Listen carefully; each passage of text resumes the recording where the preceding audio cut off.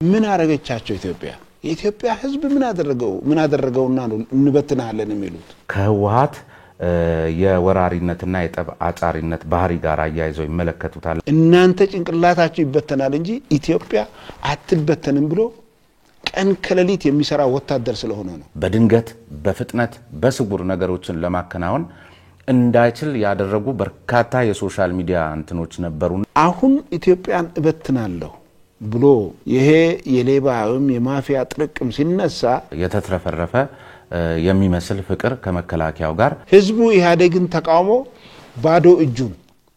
ባዶ እጁን የሆነ ብራንድ ማድረግ የሚቻልበት እድል ከመፍጠር አኳያ እኛ የኢትዮጵያ ወታደር እንጂ የብልጽግና ወታደር አይደለም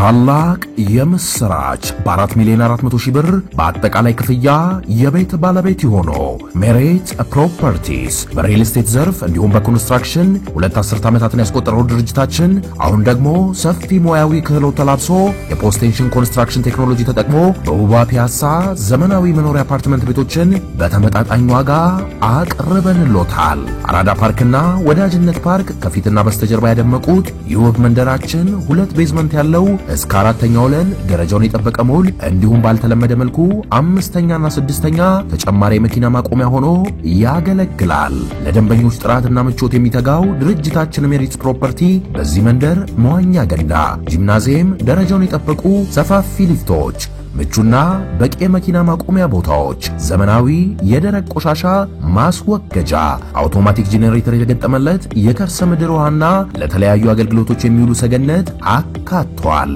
ከባለ 1 እስከ ባለ 3 መኝታ ቤቶችን በ10% ቅድመ ክፍያ ከ441 ሺህ ብር ጀምሮ የቤት ባለቤት ይሆኑ እንዲሁም 70% ለሚከፍሉ ደንበኞቻችን 30% ልዩ የማስተዋወቂያ ቅናሽ ይዘንሎት መተናል ታዲያ ይህ ቅናሽ የሚቆየው ለ10 ተከታታይ ቀናት ስለሆነ በ0941 44 7879 ላይ ይደውሉ በድርበት ጊዜ የሰጎን ዘፈን እየዘፈነው ነው የነበረው የሰጎን ዘፈን የተለየ ነው የሰጎን ዘፈን አንድ እግር ውስጥ አንድ እግር ውጪ አድርጋ ነው ዘፈነው እና የሰጎኖች ዘፈን ተፈጠረና ሰጎን እንዴት ነው ዘፈኑ ብላ ስትጠየቅ አላየህም እንደ አንድ እግር ውስጥ አንድ እግር ውጪ አድርጌ ነው የዘፈንኩትና በጣም ጥሩ ነበር ታለች ስለዚህ ሰላም ሆነና ከዛ በሚቀጥለው ዘፈን እንደዚሁ ተጀመረና ሲዘፍኑ ረብሻ ይፈጠራል ረብሻ ሲፈጠር ዝሆን እዛ ውስጥ ያለው እግሯን ታነሳና ሌሎቹ ሲያልቁ እሷ ታመልጣለችና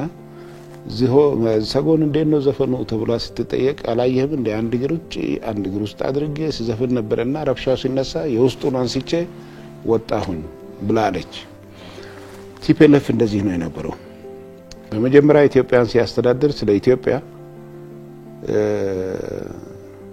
ለነገሩ ኢትዮጵያ የሚል ቃል መናገር አይፈልጉም ግን ኢትዮጵያን ሲያስተዳድሩ አብሮ መኖር ነው አብሮ ሲኖሩ ግን ይሄ አሁን የተፈጠረው ነገር ቢፈጠር ምን ማድረግ አለብን በሚል ዝግጅት ላይ ነው የነበሩት አንድ እግራቸው ውጪ ነው አንድ እግራቸው እዚህ ችግር ከተፈጠረ አሁን የፈጠሩትን ነገር ለመፍታት ዝግጅት አድርገዋል አሁን የተፈጠረው ነገር ከቁጥጥራቸው ውጪ ሆኖ ነው እንጂ በኋላ በዝርዝር የምናየው ሰራዊታቸውን ያደራጁበት እና ያንን ጦርነት የከፈቱበት ሁኔታ ከቁጥጥራቸው ውጪ ሆኖ እንጂ እስከዛሬ ድረስ እነሱ አገር ሆኖ ሁሉን ነገር አውጆ ነበር በፊት በሚገባ እየተሰራ የመጣ ነው ማንኛውም የቲፒኤልኤፍ አመራር በተለይም አሁን ወንጀለኞቹ ይሄን ሲሰሩ ነው የኖሩት በስራ ላይ ያለውን በከስራ ውጪ ያለ ስለዚህ አሁን ይሄን ጉዳይ ያፋጠነውና በዚህን ጊዜ እንዲከሰት ያደረገው ቲፒኤልኤፍ በኢትዮጵያ ወጣቶች ጭቆና በስቶባቸው በቃን ብለው በድንጋይ ጠመንጃን ገጥመው ከስልጣን ስላባረራቸውና ከቲፒኤልኤፍ ይልቅ ለውጥ እንዲመጣ ስላደረገ እነዚህ ይሄ ወጣት ይሄን ስላደረጉ የኢትዮጵያ ወጣቶች ቲፒኤልኤፍ ተቀሎ ወደ መቀሌ ገባ አሁን የፖለቲካ አስተሳሰብ ልዩነት ተፈጠረ በአንድ ሀገር ያለ የፖለቲካ አስተሳሰብ ልዩነት ምንም እንኳን ሁሉ ጊዜ ጦርነት የሚነሳው ከፖለቲካ አስተሳሰብ በጠረጴዛ ዙሪያ ካለ መግባባት ቢሆንም በእኛ ሀገር ግን የአብዮታዊ ዲሞክራሲና አሁን በአገራችን እየተካሄደ ያለው ልዩነት የፖለቲካ ልዩነት ለጦርነት አበቃ ነገር ግን ቲፒኤልኤፍ ወደዚህ ወደ ጦርነት የገባበት ምክንያት ዋንስ ከስልጣን ተባረዋል ከስልጣን ከተባረረ ቲፒኤልኤፍ ከስልጣን ውጪ ኢትዮጵያን ከመግዛት ውጪ ሌሎች ኢትዮጵያን እየገዙ ትግራይ የኢትዮጵያ አካል ሆና እንድትቀጥል አይፈልጉም ይሄ ተፈጥሯቸው ነው በጭንቅላታቸው ያለ ነው አብሮ ያደጉ ነው ምክንያቱም ድሮንም እንደዚህ አይነት አስተሳሰብ ያላቸው ሰዎች በሴራ ያጠፉ መጥተዋልና ጥቅምት 24 ቀን የተፈጠረው ነገር እነሱ ለ2 እና ለ3 አመት ሰራዊት አደራጁ አንደኛ በእነሱ በኩል ልዩ ኃይል የሚባለው በሚገባ አደራጁ በሚገባ ሲባል እነሱ የሚፈልጉትን ጦርነት ያደርግልናል ብለው አንድ ዝግጅታቸው ለዚህ ትግራይን እንደ አገር ለመገንባት የሚያስችላቸው ወታደራዊ ዝግጅት ስልጣን ከለቀቁ በኋላ ነው የተጀመረው እነሱ ያዙት የፖለቲካ አይዲዮሎጂ አለ ሌላ ያዘ የፖለቲካ አይዲዮሎጂ አለ ይሄ አይዲዮሎጂ በሰላማዊ መንገድ መንሸራሸር እየቻለ እነሱ በዚህ መንገድ ስላልሆኑ ወደ ወታደራዊ ዝግጅት ነው የገቡት ወታደራዊ ዝግጅት ሲገቡ በእነሱ በኩል በመቶ ሺዎች የሚቆጠሩ የልዩ ኃይል አደራጁ በሌላ መንገድ ደግሞ የኢትዮጵያ ሪዘርቭ የሚባል አሙኒሽን ተተኳሽ ጥይት የሁሉም አይነት መሳሪያዎች ጥይት ያለው ትግራይ ነው በሙሉ ይሄ ወደ ትግራይ የተጓጓዘው ደግሞ ሻዕቢያ ይወረናል በሚል ነው በጣም የሚገርምህና ምን ያክል ሁሉም ለዚህ ጉዳይ እንደሚሰራ የሚያሳይ እኛ መከላከያ የታጠቀው የረጅም ርቀት የሚባል መሐከለኛ ርቀት የሚባልና የአጭር ርቀት ሚሳይሎች ነበሩ ይሄ ባህር ዳርና ጎንደርን ሲመቱበት የነበረ አስመራን ሲመቱበት የነበረ ማለት ነው እሱ 2009 ለ2010 መግቢያ አካባቢ ነው ከዚህ ወደ መቀሌ የተጫነው መቀሌ እንዲጫን የሚያደርግ ምንም ምክንያት የለም ምንም ምክንያት አልነበረም በኤርትራ በኩልም ምንም አይነት ሌላ ጦርነትን የመቀስቀስ ፍላጎት አልነበረም ነገር ግን ዝግጅት ነውና አንዱ ለነሱ ስትራቴጂክ የሆነ በፈለጉበት ሰዓት በተኩስም በመሳሪያም በሰራዊት ኃይልም የበላይነት ለመፍጠር አንዱ እንዲህ ነው የተደረገው ሌላው ሶስተኛው የኛ ተተኳሽ እዛ ነው ይሄ ሚሳኤሉም እዛ ሄዷል ሌሎች ኃይል ለማውጣትም እንዳይወጣ ነው የተደረገው ኃይል እንዳይወጣ የተደረገው ምክንያቱ ሻዕቢያ ይወረዳል ነው ግን አይደለም ህፃናትን መንገድ ላይ ያስተኙ ማንኛውም መሳሪያ እንዳይወጣ ነው ያደረጉት ማንኛውም መሳሪያ እንዳይወጣ ያደረጉበት ምክንያት ምንድነው ይሄንን መሳሪያ የራሳችን ትጥቅ እናደርጋለን ብሎ ወስነዋል አስቀድሞ አስበውበት ያደረጉት ነገር ነው በጣም የሚገርመው ነገር የምንድነው የምትለው የጥይት ዲፖችን በእኛ ሰራዊት አይተጠበቅም ነበር ዲፖ የሚጠበቀው በሚሊሻ ነው ሚሊሻ ባው ሰላማዊ በሆነበት ሰዓት ስራ መፍጠር ነው ተብሎ በሚሊሻ ነው የሚጠበቀው ስለዚህ ይሄ ሰራዊት እንዳይወጣ አድርገው በሙሉ መሳሪያውን የራሳቸው አድርገዋል ማለት ነው ሶስተኛው ይሄ ነው አራተኛው በሙሉ የታጠቁት ከዚህ ነው ክላሽኖ ከዚህ ነው አርፒጂ ከዚህ ነው መትረየሱ ከዚህ ነው ዶሽቃው ከዚህ ነው ሬዲዮ ከዚህ ነው ሁሉም ነገር ከዚህ ግምጃ ቤት ነው የታጠቁት መታጠቅ ብቻ አይደለም ይሄንን ግምጃ ቤት ከዚህ ያለውን መሳሪያ ተተኳሽ ሌሎችም ነገሮችን አውጥተው ሌላ ግምጃ ቤት ፈጥረው ተንቤን አካባቢ ተራራ ቆፍረው ወደዛ ማዛውረውታል በኋላ ያገኘ ነው ማለት ነው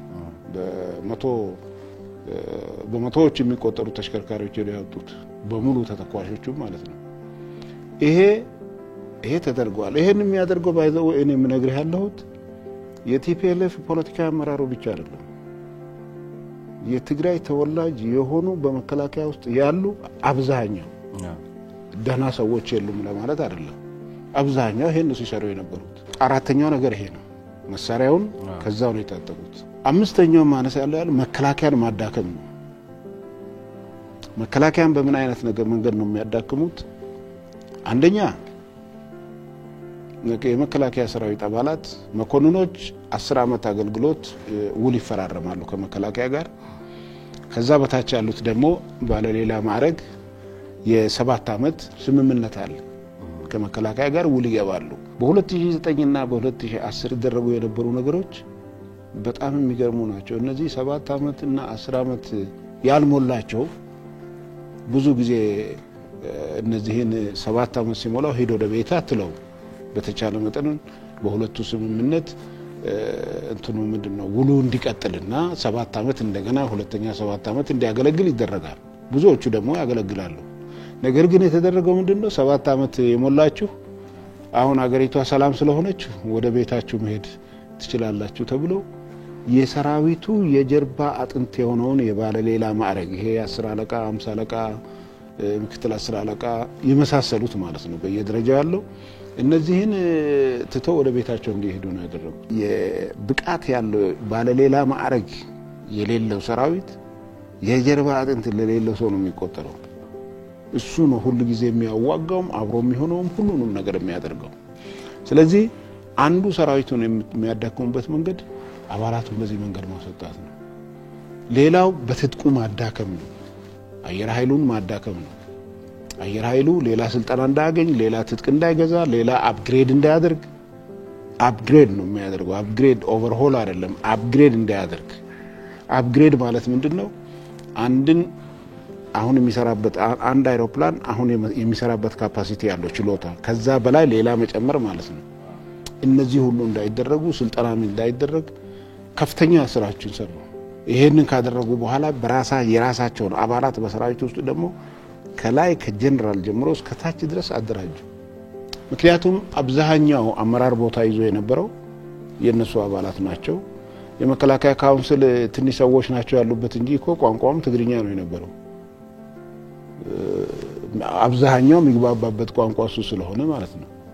ትግርኛ ቋንቋን በመከላከያ ውስጥ የማይነገር ሆኖ አይደለም። ግን ምን ያክል ነገሩ ለዚህ አሁን ለተፈጠረው ነገር ዝግጅት እንዳለው ላሳይ ፈልጌ ነው። ከዚህ በኋላ እነዚህ ነገሮች ከተደረጉ በኋላ የውጊያው ያቺ የመጨረሻው ተኩስ ስትከፈት የሷ ትሪገር ምንድነው? የገፋው ምንድነው? የመጨረሻው ላይ ደርሰዋል። አሁን ቅድም ያልኩ አምስቱን ነገር አድርገዋል። እሱን አረጋግጠዋል። ታጥቀዋል ስልህ ስልጠናውን ጨርሰዋል። የሚታጠቁት ካጠቁ በኋላ አስፈትተው ነው የሚታጠቁት። ፕላናቸው ይሄ ነው። ስለዚህ ይሄን ካደረጉ በኋላ 24 የጥቅምት 24 መጀመር አለበት። ለሱ ደግሞ ምክንያት ብለው ያስቀመጡት ነገር ምንድነው? ነገር ፈለጉ። ያ ነገር ያቺን ትሪገር ለመፈለግ ነገር ፈለጉ። ነገር ሲፈልጉ ምንድነው? ከመስከረም 30 በኋላ መንግስት የለም የሚል ነገር አመጡ። ኮቪድ አለ፣ ምርጫ ተራዘመ። ምርጫ ሲራዘም እነሱ ምርጫ አደረጉ። ምርጫ ካደረጉ በኋላ ህጋዊ መንግስት እናሉ። በኢትዮጵያ ውስጥ ደግሞ ህጋዊ መንግስት የለም። therefore ከመስከረም 30 በኋላ መንግስት የለም የሚል ነገር አመጡ። ከዛ በኋላ መንግስት የለም ብቻ ላይ አልቆሙ። 6-7 እንትን የሆኑ ያቋም መግለጫዎችን ገለጹ። በሰራዊት ውስጥ የሚደረጉትን ማንኛቸውንም ለውጥ አንቀበልም ነው አንዱ። ሌሎቹ ፖለቲካ ናቸው። እሱን ትቼ በሰራዊት ውስጥ ማንኛውንም አይነት ለውጥ አንቀበልም ነው። ዘን መንግስት በፓርላማ የዚህ ምርጫውን ከተራዘመ በኋላ መንግስትም እንደዚሁ የትግራይ ክልል መንግስትን ጨምሮ ማራዘሙ ከተደረገ በኋላ የሆነው ነገር ምንድነው? የመከላከያ ሰራዊት አደረጃጀት ላይ ተጨማሪ የሆኑ ነገሮች መጡ። እነዛን ተጨማሪ ሆኑ። ለምሳሌ የሰሜን ምዕራብስ የሚባል ነገር ተፈጠረ። ይሄንን የሱዳንን አካባቢ የሚመለከት እሱ ሲፈጠር እሱን አንቀበልም ማለት መጣ። አንድን አዛዥ ከአንድ ቦታ ወደ ሌላ ቦታ ማዛወር የሚባል ነገር በፍጹም የማይሆን ሆኖ ተገኘ። ለምሳሌ የሰሜን እዝ አዛዥ በሌላ ጀነራል በላይ በሚተካበት ጊዜ ምክትሉም በዚህ በጀነራል ጀማል በሚተካበት ጊዜ አናስገባም አሉ። አሁን ይሄ እንግዲህ ተመልከት፣ አንደኛ ከአንድ ክልልን ከሚያስተዳድር የፖለቲካ ፓርቲ ስልጣንና ኃላፊነት በላይ ሆነ። አሁን ይሄ እንደ መንግስት ራስን ማየት ተጀመረ። ከዛ በኋላ ይሄን በሚያደርግበት ጊዜ መንግስት ስቲል ትዕግስቱ እንደቀጠለ ነው የነበረው። ይሄን ካደረጉ በኋላ አንዳንድ አካባቢዎች ሰራዊቱ እዚህ አካባቢ የነበረ ሰራዊት አንዱ ሰራዊቱን ማዳከሚያ ቅድም አምስተኛ ላይ ማስገባት የነበረብኝ ምንድነው ሁሉም የሰራዊት አባላት እነሱ በለኮሱት የብሔር ብሔረሰብ ግጭት እዛ የእስላም መስጊድ ይቃጠላል፣ እዚህ የክርስቲያን ቤተክርስቲያን ይቃጠላል፣ በዚህ ረብሻ ይነሳል። ይሄ ረብሻ ለማቋቋም ለማድረግ ለመቆጣጠር ሰራዊት ይላካል። በዛ ሸኔ ይነሳል፣ በዚህ የሆነ የቅማንት ይነሳል፣ በዚህ ደግሞ ሌላ ይነሳል። በሙሉ በፈጠሩት ረብሻ ላይ ሰራዊቱ ተበትኗል። ይሄ የተበተነ ሰራዊት ተሰባስቦ የውጊያ ስልቶችን ካልተለማመደ በስተቀር በውጊያ ላይ ተሰልፎ ድል ሊያመጣ አይችልም። አንዱ የማዳከሙ ስልት ነው፣ አንዱ ስልት ነው ማለት ነው። አምስተኛው ላይ መግለጽ የነበረብኝ እና መንግስት ያኔ እነሱ የሰራዊት አዛዦች የጀነራል በላይን የጀነራል ጀማልን ወደ ሰሜን ዕዝ መመደብ አልቀበልም በሚሉበት ጊዜ እነዚህ ተበትነው ያሉትን የሰራዊት አባላቶች ሰብስቦ አንዳንድ ስልጠናዎችን ማድረግና ዝግጅት ማድረግ እንዳለባቸው አንዳንድ እንቅስቃሴዎችን ጀመረ። ይሄን እንቅስቃሴ በሚጀምርበት ጊዜ ቁጭ ብሎ ተወያዩ።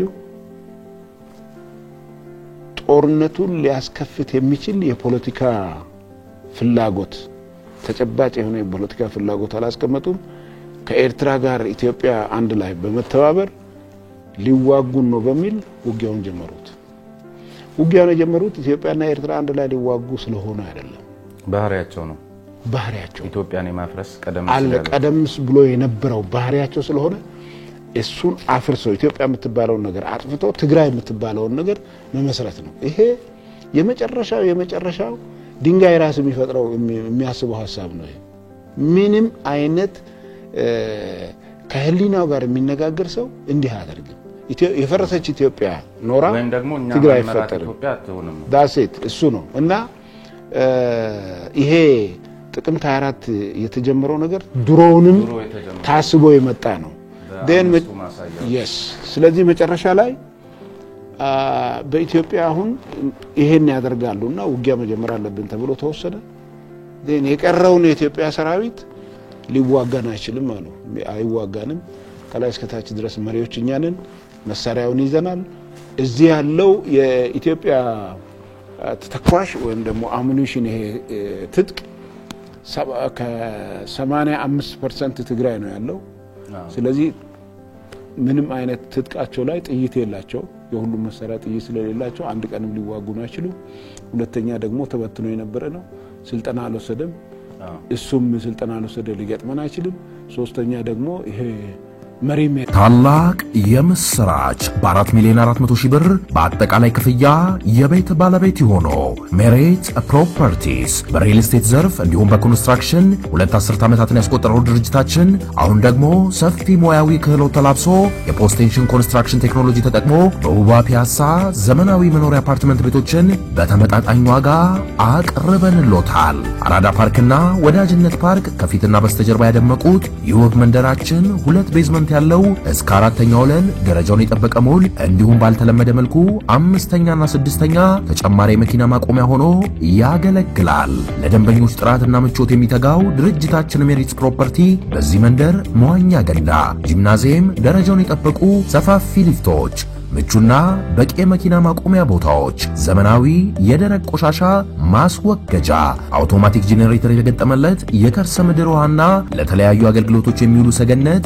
አካቷል። ከባለ 1 እስከ ባለ 3 መኝታ ቤቶችን በ10% ቅድመ ክፍያ ከ441 ሺህ ብር ጀምሮ የቤት ባለቤት ይሆኑ።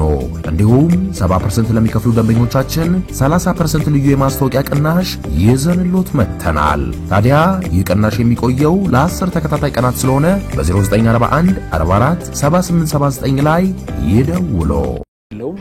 መሪዎች እኛ አልነበሩም፣ በተጨባጭ በውጊያ አልነበሩም። እሱን ሌላ ጊዜ ያነሳላለሁ እና መሪዎችም እኛ ነን የነበርነው። አሁን መሪ የላቸውም። ስለዚህ የኛን የትግርኛ ተናጋሪውን ካወጣን የሚቀረው እረኛና ምርኮኛ ነው ያሉት። ስለዚህ አይዋጋንም የሚል ነገር መጣ። ይሄን ካደረጉ በኋላ ይሄን መሳሪያ ያዘው ጭንቅላታቸውን ከሚገባው በላይ ራሳቸውን ካልኩሌት እንዲያደርጉ አደረጋቸው። ዜን ኢትዮጵያን የመበተን ጉዳይ ትግራይን አገር የማድረግ ጉዳይ ዛሬ በአንድ ሌሊት ታስቦ የመጣ ሳይሆን በሚገባ ስትራቴጂካሊ እየተሰራበት የመጣ ጉዳይ ነው። ምን ያህል ነው ፈተናው? በመከላከያ ሰራዊታችን በማጥቃትም ሆነ በመከላከል ረገድ በድንገት በፍጥነት በስጉር ነገሮችን ለማከናወን እንዳይችል ያደረጉ በርካታ የሶሻል ሚዲያ እንትኖች ነበሩና ይሄ በጣም ሊፈትናችሁ እንደሚችል ምንም ጥርጥር የለውም። የፈተናውን ደረጃ ቢነግሩኝና በዚያው ደግሞ ምን እንደተማራችሁበት አያይዘው ቢገልጹልኝ። እውነት ነው ከገለጽካቸው ነገሮች የአንድን ጦርነት ከሚመሩ ወይም ደግሞ የጦርነቶች ህግጋት የሚባሉ አንዱ የሚስጥራዊነት ነው። ሚስጥራዊነት ማለት ድንገተኝነትን መጠቀም ማግኘት አለበት። ድንገተኝነትን ያላገኘ ወታደራዊ ዘመቻ ባለድል አይሆንም።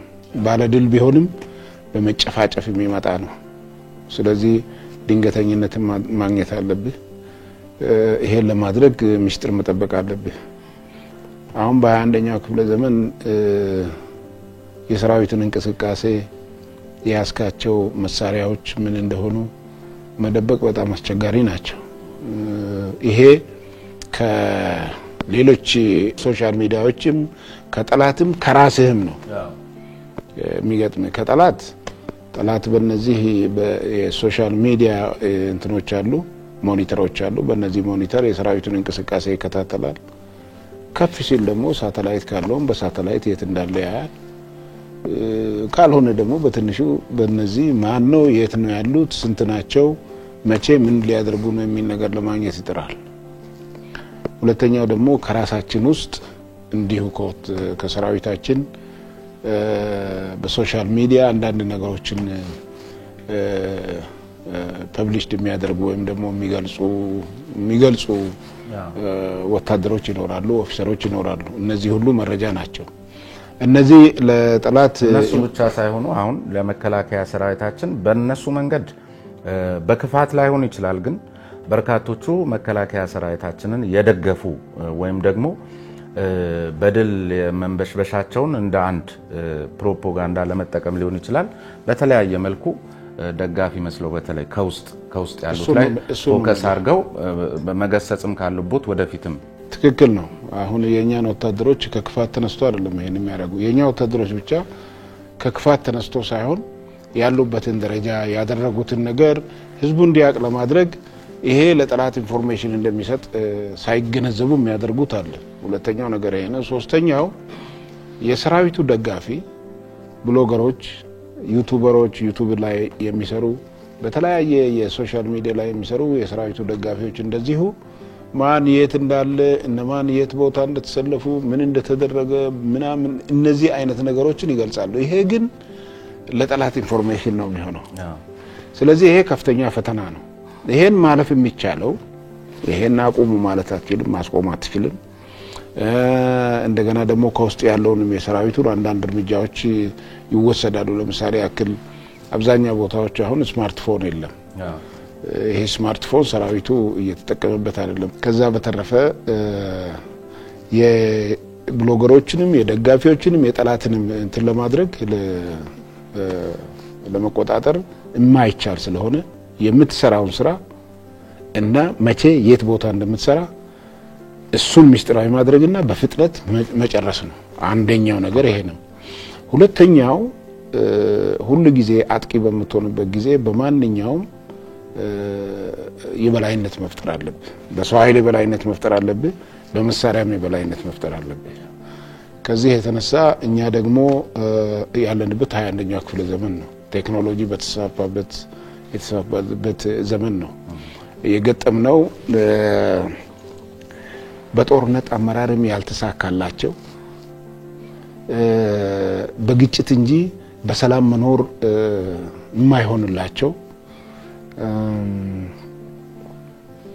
በሌብነት የኖሩ ወዳጅ መስለው ስልህ ስመው ከንፈራቸውን ሳያነሱ ከሚነክሱ ሰዎች ጋር ነው ከመናቃቸው ሰዎች ጋር ነው እየተዋጋን ያለ ነው ስለዚህ ያን ሳይኮሎጂ በመጠቀምና በተለይም የምንጠቀምበትን መሳሪያ ከነሱ የበላይነት በማድረግ በፈጠነ መንገድ ጠላትን ማሸነፍ ነው በዚህ ነው የምንሄደው ይሄን ስለምንሄድ በማንኛውም ጊዜ ህዝባችንም ማንንም ሊያቆም ይገባ ከጠላት የበላይነትን ለመፍጠር ስራ እንሰራለን ከጠላት በማንኛውም የበላይነት ከፈጠርን በኋላ ያኔ እናጠቃለን እናሸንፋለን ጠላት ከኛ የበላይነት መፍጠር አይችልም የበላይነት መፍጠር አይችልም በሶስት ነገር ጦርነቱ በእኛ በኩል ፍትሃዊ ጦርነት ነው በዚህ የበላይነት አይፈጥርም ምክንያቱም ፍትሃዊ የሆነበት ምንድነው ኢትዮጵያን ለማፍረስ ሲኦል ድረስ መሄድም ካስፈልገ እንሄዳለን ነው ያሉት ምን አረጋቻቸው የኢትዮጵያ ህዝብ ምን አደረገውና ነው እንበትናለን የሚሉት ኢትዮጵያ ከኢትዮጵያ ህዝብ ውጪ የለችም እንበትናለን እናፋጃለን የሚሉት ለምንድነው አትበትኑንም ነው የኢትዮጵያ ህዝብ በነቂስ ወደ ማሰልጠኛ የሚገባበት ምክንያቱም ይሄ ነው እነሱ እንበትናለን ነው እነሱ እናንተ አትበትኑ ነው ከጅማሬውም እኛ ማንመራት ኢትዮጵያ አትኖርም ነው ይሄ ነው ውጊያውን የቀሰቀሰው አሁን ደግሞ በግልጽ ነገሩ ኢትዮጵያን ለመበተን ማንገባው ወይም ደግሞ ሲኦል ድረስ እንሄዳለን ብለዋል ስለዚህ የኛ ጦርነት የገባንበት አሁን የህግ ማስከበር ጦርነት ፍትሃዊ የሚያሰኘው ኢትዮጵያን አትበትኑም አንደኛ በዚህ የበላይነት አለ ሁለተኛው ይሄንን ኢትዮጵያን አትበትኑም የሚለውን የውጊያ ዓላማ ወይም የጦርነቱን ዓላማ የራሱ ያደረገ 110 ሚሊዮን ህዝብ አለ ይሄ በነቂስ ወደ ማሰልጠኛ የሚገባው ዝም ብሎ አይደለም ስለዚህ በኋላ ማነሳቸው ነገሮች አሉ የጊዜ ጋፖችና ሁለተኛው ነገር ይሄ ነው 110 ሚሊዮን ጋር ነው ውጊያ የሚያደርጉት ሶስተኛው ምንም ደሃ ብንሆን ሀገራችን ምንም ደሃ ብትሆንም ይሄ የሌባ ጥርቅም የጀመረውን ውጊያ ወይም ኢትዮጵያን የማፍረስ ጦርነት እንድናሸንፍ የሚያስችለን ጦርነቱን ሎጂስቲክስ መሸከም የሚችል አቅም አለ አራተኛው ለዚህ የተዘጋጀ ሰራዊት ጫፉ ያለው ማለት ነው ለዚህ የተዘጋጀውን ሰራዊት በአግባቡ የሚመራ መሪ አለ በእነሱ በኩል ጦርነቱን የነሱን ኢትዮጵያን የማፍረስ ዓላማ ተቀብለው ወደ ጦርነት የሚገባ የትግራይ ህዝብ የለም አስገድደውት ነው የሚያመጡት በግዳጅ ነው የሚመጣው የትግራይ ህዝብ እንደ ህዝብ ተነስቶ ኢትዮጵያን እበትናለሁ የሚል ሐሳብ የለው ነገር ግን ቲፒኤልኤፍ ሁሉንም ዙሪያውንም እሳት አደረገ በዚህ ልትወጋ ነው በዚህ እንዲ ልትደረግ ነው በዚህ እሱን ነው የሚያየው ህዝቡ ከዚህ የተነሳ አንድም በግዳጅ ሌላውን በዲማጎጂ ወደ ጦርነቱ ያመጣል በተለይ አሁን ያለው ነገር ደግሞ በሙሉ ልክ ቄራ የማስገባት የቄራ ከብት አይነት ነገር ነው ያደረገ ያለውና እንደዚህ አይነት የነሱን ኢትዮጵያን የመበተን ዓላማ የሚገዛ የትግራይ ህዝብ የለም ይሄን የሚገዛ ስትራቴጂክ ጠላቶቻችን ብቻ ናቸው አሁን የጋለቧቸው ማለት ነው ሁለተኛው ነገር ይሄ ነው ሶስተኛው እኛ ካልሰጠናቸው በስተቀር ጦርነቱን እንዲሄድ የሚያደርግ ሎጂስቲክስ የላቸው ሎጂስቲክስ በጦርነቱ በጣም ከፍተኛ ነው ተተኳሽ ያስፈልጋል ህክምና ያስፈልጋል ምግብ ያስፈልጋል ነዳጅ ያስፈልጋል ቁጥራቸው ከፍተኛ የሆኑ ጦርነቱን የሚበላቸው ማቅረብ ያስፈልጋል ይሄ የላቸው ከዚህ የተነሳ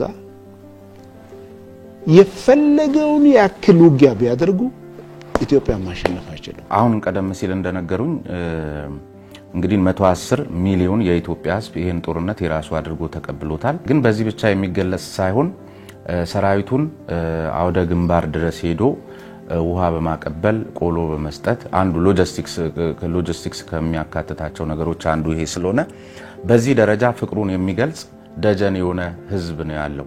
ይሄ ደግሞ በዓለም ታሪክ ወይም ደግሞ በርካታ በምናውቃቸው ጦርነቶች ላይ ከፋይናንስ ባሻገር ደጀን ግንባር ድረስ ሄዶ በዚህ መልክ ማበረታታት ብዙ ቦታ አይታይምና ይሄን ነገር እንደ አንድ የሰራዊታችን ወይም ደግሞ የመከላከያው አንድ ራሱን የቻለ የሆነ ብራንድ ማድረግ የሚቻልበት እድል ከመፍጠር አኳያና ይሄን ደግሞ ጠብቆ ከማቆየት አኳያ ምን ታስቧል?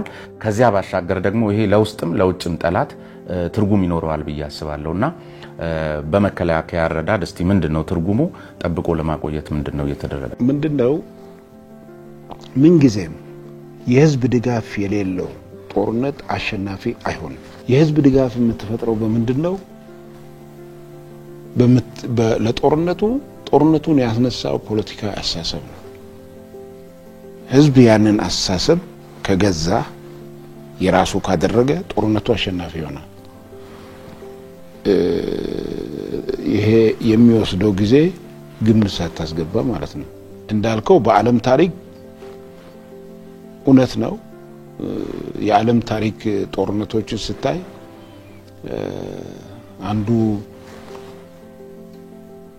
ኢኮኖሚያቸውን አሳድገው ሸቀጣቸውን ወደ ሌላ ሀገር ለማዞር የማስፋፋት ጦርነት ወይም የቅኝ ግዛት ጦርነት ስለሆነ በዚህ የቅኝ ግዛት ጦርነት ማንም የዛች ቅኝ ግዛት ለመግዛት ሰራዊቷን ያዘመተችው ሰራዊት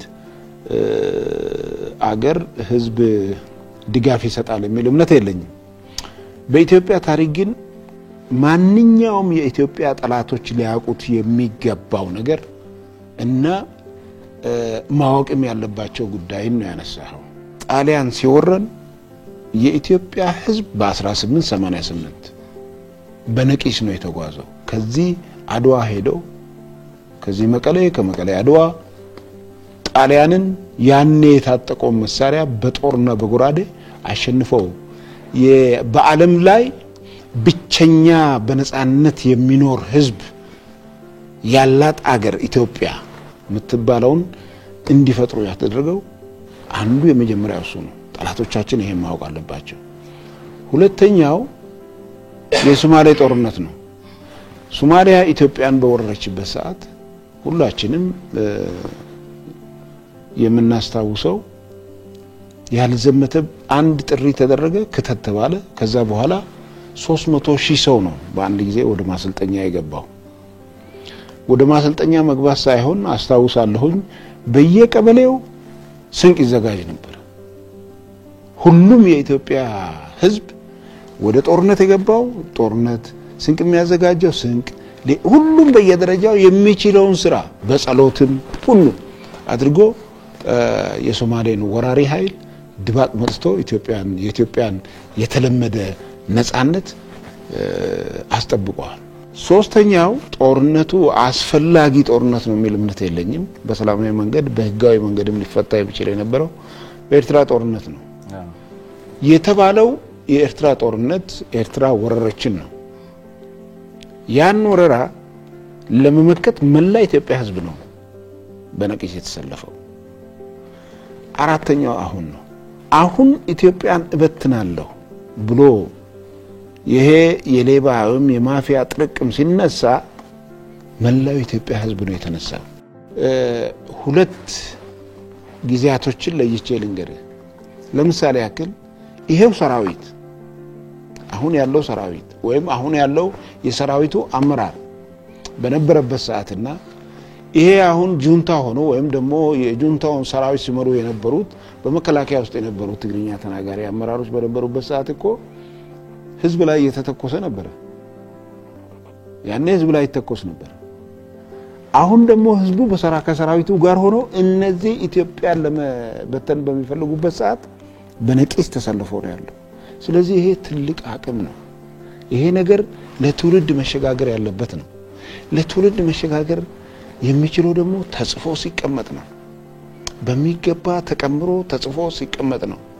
ይሄንን መከላከያ ሰው አደራጅቶ በጀት መድቦ ትንሽ ብቻ ሳይሆን አገሪቷ አለኝ የምትላቸውን ጸሐፊዎች ሰብስቦ እቅድ አውጥቶ ከጀመረ 1-3 ወር አርፎታል። በመጽሐፍ ደረጃ ለማቅረብ ማለት ነው። ይሄን ጉዳይ በአጋጣሚ ሆኖ ለመከላከያ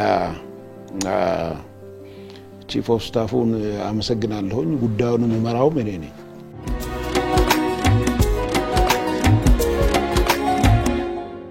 እዚሁ ላይ ከመቀመር ጋር ተያይዞ ወደ ሌላ ጉዳይ ከማምራቴ በፊት በተለይ እዚህ ህግ ማስከበር ዘመቻው በተጀመረ ወቅት በ17 ቀን ውስጥ ነው ጁንታውን እንዳልነበር አድርጋችሁ መቀሌን መቆጣጠር የቻላችሁትና ይሄን የመሰለ ድል አስቡበት፣ ጻፉት፣ ቀምሩት፣ አስቀምጡት በሚል የጦር ኃይሎች ጠቅላይ አዛዥ ወይም ክቡር ጠቅላይ ሚኒስትር ዶክተር አብይ አህመድም እንደዚህ አይነት ማሳሰቢያ ሰጥተው ነበርና አያይዘው ይሄ ታሪክ ማስቀመጡ ነው። እውነት ነው። በመጀመሪያ ደረጃ ክቡር ጠቅላይ ሚኒስትሩ በአጠቃላይ የሚደረጉ እንቅስቃሴዎች በጽሁፍ መልክ እንዲቀመጡ በመጽሐፍ መልክ እንዲቀመጡ ከፍተኛ ጥረት ነው የሚያደርጉት። ይሄንንም በዚሁ አይነት አሁን ቅድም በገለጸው አይነት መንገድ እንዲኖር ነግረውናል። ይሄ መቀሌ መተው ነው ይሄን የነገረው። ይሄንኑ ጉዳይ እንደ አንድ ሐሳብ በመውሰድ ቺፍ ኦፍ ስታፍ ወይም በመቀበል እንትኑንም ለኔ ነው የሰጡኝ ኃላፊነቱን። ታላቅ የምስራች በ4 ሚሊዮን 400 ሺህ ብር በአጠቃላይ ክፍያ የቤት ባለቤት ሆኖ ሜሬት ፕሮፐርቲስ በሪል ስቴት ዘርፍ እንዲሁም በኮንስትራክሽን 2 ዓመታትን ያስቆጠረው ድርጅታችን አሁን ደግሞ ሰፊ ሙያዊ ክህሎት ተላብሶ የፖስቴንሽን ኮንስትራክሽን ቴክኖሎጂ ተጠቅሞ በውባ ፒያሳ ዘመናዊ መኖሪያ አፓርትመንት ቤቶችን በተመጣጣኝ ዋጋ አቅርበንሎታል። አራዳ ፓርክና ወዳጅነት ፓርክ ከፊትና በስተጀርባ ያደመቁት የውብ መንደራችን 2 ቤዝመንት ያለው እስከ 4ኛ ወለል ደረጃውን የጠበቀ ሞል እንዲሁም ባልተለመደ መልኩ 5ኛና 6ኛ ተጨማሪ መኪና ማቆሚያ ሆኖ ያገለግላል። ለደንበኞች ጥራትና ምቾት የሚተጋው ድርጅታችን ሜሪት ፕሮፐርቲ በዚህ መንደር መዋኛ ገንዳ፣ ጂምናዚየም፣ ደረጃውን የጠበቁ ሰፋፊ ሊፍቶች፣ ምቹና በቂ መኪና ማቆሚያ ቦታዎች፣ ዘመናዊ የደረቅ ቆሻሻ ማስወገጃ፣ አውቶማቲክ ጄኔሬተር የተገጠመለት የከርሰ ምድር ውሃና ለተለያዩ አገልግሎቶች የሚውሉ ሰገነት አካቷል። ከባለ 1 እስከ ባለ 3 መኝታ ቤቶችን በ10% ቅድመ ክፍያ ከ441 ሺህ ብር ጀምሮ የቤት ባለቤት ይሆኑ። እንዲሁም 70% ለሚከፍሉ ደንበኞቻችን 30% ልዩ የማስታወቂያ ቅናሽ ይዘንሎት መጥተናል። ታዲያ ይህ ቅናሽ የሚቆየው ለ10 ተከታታይ ቀናት ስለሆነ በ0941 44 7879 ላይ ይደውሉ። ይሄ እየተሰራበት ነው ያለው ምናልባት